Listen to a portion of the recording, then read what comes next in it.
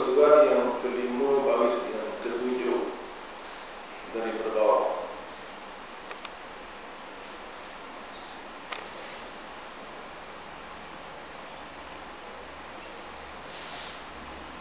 Dan tiada tersembunyi bahwasanya kata musannif itu garis bawah. Musannif maksudnya muallif maksudnya pengarang. Biasa digunakan salah satu daripada istilah, sama ada musannif ataupun muallif. Ya. Kata musannif tak tersembunyi bahawasanya kata musannif i'lam itu maksud i'lam itu dari bawah. I'lam mana tuan-tuan? I'lam ni tengok di beratang muka yang sama, tengok beratang 1, 2, 3, 4 bagi beratang. I'lam anna hukma al-aqliyah yanhasiru fi thalathati aqsamin. I'lam apa maksud tidak tersembunyi? Jelas kata musannif, jelas kata pengarang. I'lam itu diwadahkan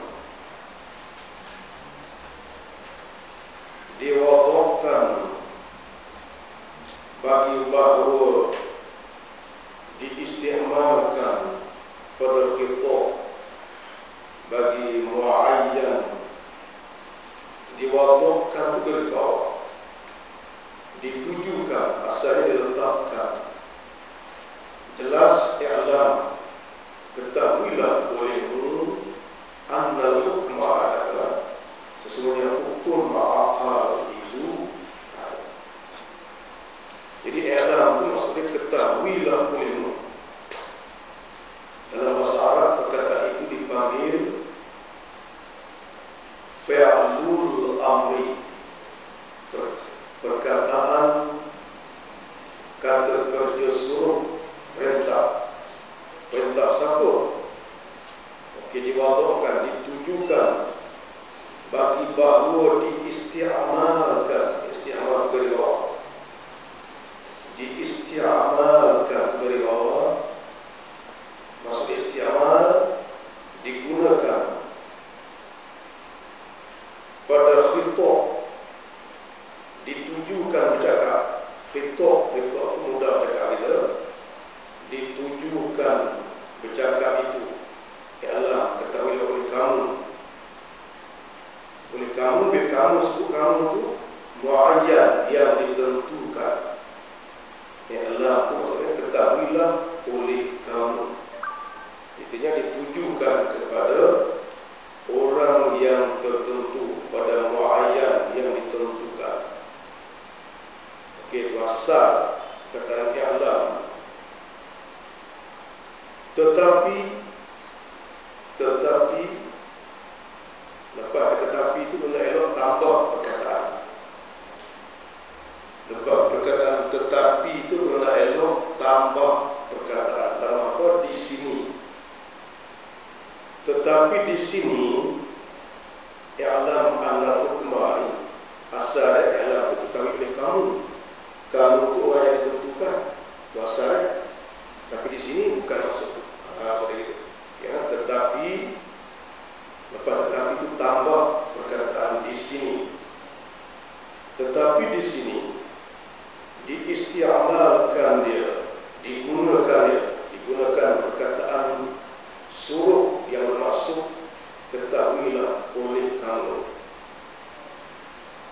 Diistiamalkan dia oleh musannif, digunakan oleh musannif. Jangan lupa kata musannif, pengarang, ya, ataupun muallif. Digunakan oleh musannif pada khitab, pada ditujukan bercakap, akan dia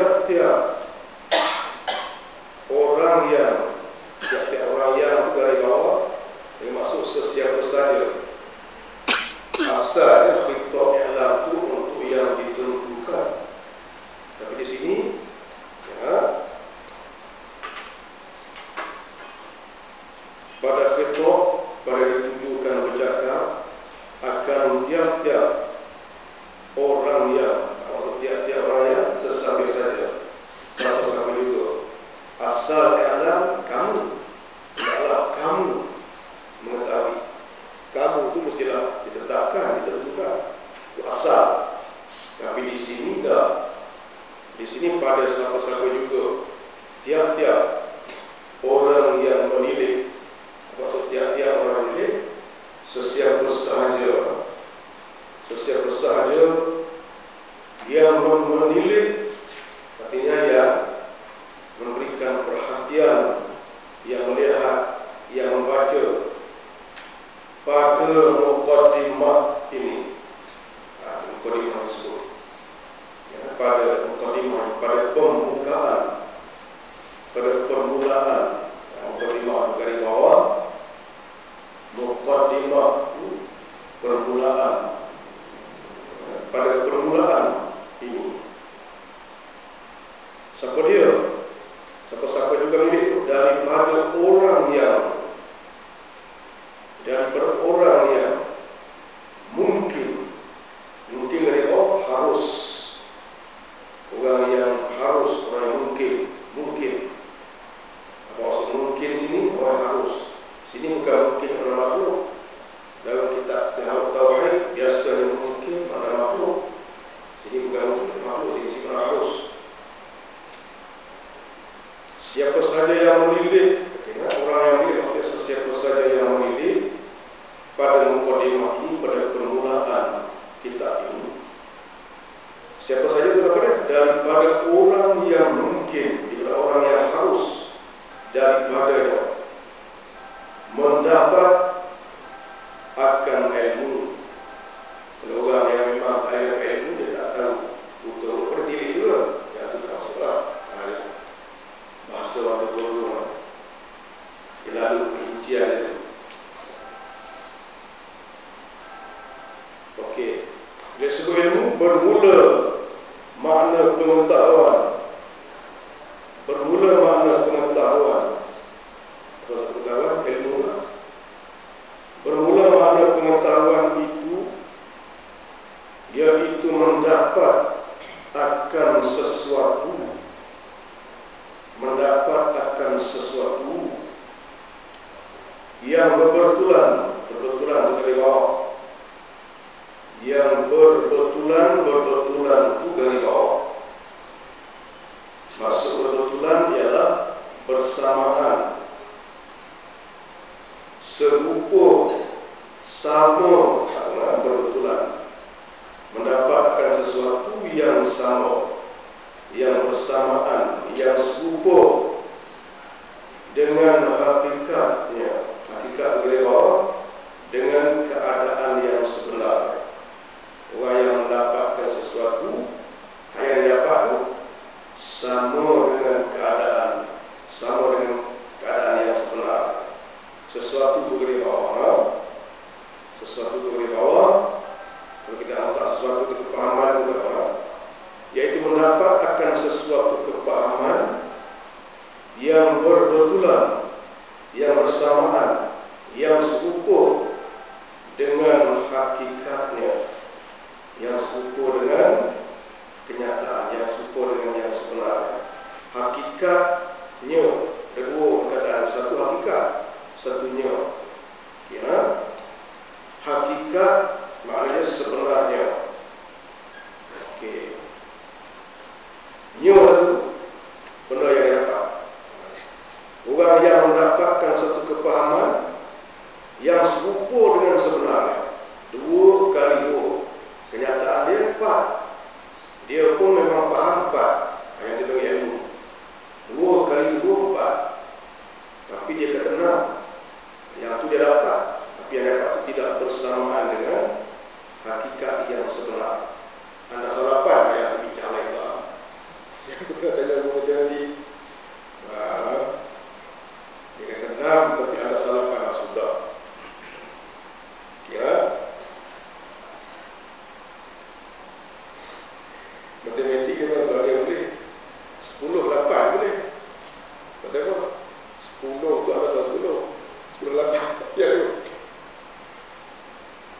Dekat nazar. Ayat tu kita bicara ya. Okey, itu masuk dia. Mengatur pengetahuan itu ialah sesuatu yang kita dapat kepahaman, lepas sesuatu itu tambah perkataan untuk memudahkan kepahaman kita.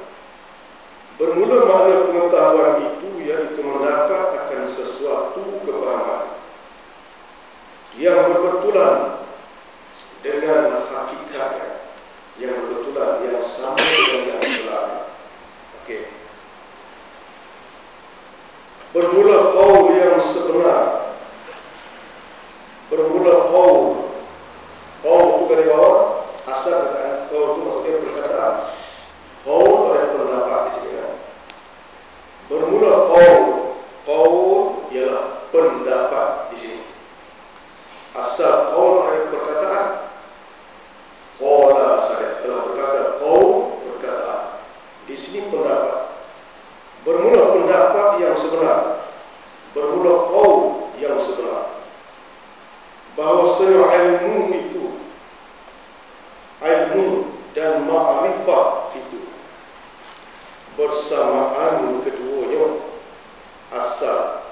Kira bermula qaul yang sebenar. Kalau yang sebenar, ilmu dan ma'rifah. Ya, berbagi dengan ayat sikit. Ilmu dan ma'rifah itu bersamaan keduanya. Itu qaul yang sebenar. Melainkan bahwasanya diitlaqkan atas Allah Ta'ala. Melainkan kecuali bahwasanya diitlaqkan, itlaq dari bawah. Diitlaqkan, digunakan secara mutlak. Itlaq ini digunakan secara mutlak atau digunakan secara tanpa syarat. Diitlaqkan, melainkan bahwasanya diitlaqkan atas Allah Ta'ala itu alim. Mutlak digunakan Allah itu alim. Tiada harus diitlaqkan atasnya arif. Ya, anta ta'arifu minni. Anta a'lamu minni, anta a'lamu minna. Kita tidak Allah. Okey, sebab apa tuan-tuan? Kita bagi tengok. Pasal apa? Mutlak, alim. Alim digunakan untuk Allah. Itlaq, mutlak, semua alim untuk Allah. Tiada harus diitlaqkan atasnya arif. Ya. Kerana bahawa ma'rifah itu, ma'rifah, arif dengan ma'rifah itu dia asli berasal satu akar perkataan. Menyeru ia akan mendahulukan jahil. Bila sebuah arif itu didahului oleh jahil. Bila arif, sekarang saya sudah arif. Maknanya sebelum ni saya tidak tahu. Sebelum saya jahil. Kira sebuah arif. Kalau sebuah arif itu maksudnya begitu. Kira tengok lagi. Bersalahan alim dengan ilmu. Akan dikata bersalahan ilmu. Bila sebuah ilmu Allah mengetahui, maka tidak didahului oleh tidak tahu. Tersebut arif artinya didahului oleh tidak tahu terlebih dahulu. Arif. Kalau ilmu tidak didahului oleh untuk Allah Subhanahu wa Ta'ala, tidak didahului oleh tidak tahu. Sebab itu dalam Al-Quran, kalau kita tengok pengenalan Al-Quran, Inna Allah sami'un alimun. Allah Ta'ala ulang kataan alim yang dikaitkan dengan Allah. Kita tengok dalam Al-Quran ada 161 kali. Tak jumpa Inna Allah sami'un alifun. Inna Allah sami'un alimun. Sebab alim digunakan untuk Allah secara mutlak dengan maksud tidak dilalui oleh tidak tahu. Kalau arif lebih kepada penggunaan yang sebelum tahu itu jahil, dah tahu. Dipanggil arif sebelum itu tidak tahu. Ya, sebablah dalam Al-Quran digunakan perkataan alim yang dikaitkan kepada Allah Subhanahu wa ta'ala. Itu biasa perkataan arif dan juga alim ataupun ilmu dan juga ma'rifah. Kira sebahagian ulama meletakkan bahawa alim ini dengan wasitah pembelajaran, ma'rifah ini dengan zawq. Ya, dilihat dari dalam tasawuf, para ulama yang tenggelam di dalam tariqah atau dalam tasawuf, maksudnya yang bergelumang, yang menjiwai tasawuf, mereka meletakkan itulah ma'rifah berbeza dengan ilmu dari sudut itu. Ma'rifah dengan zawq, tuan-tuan.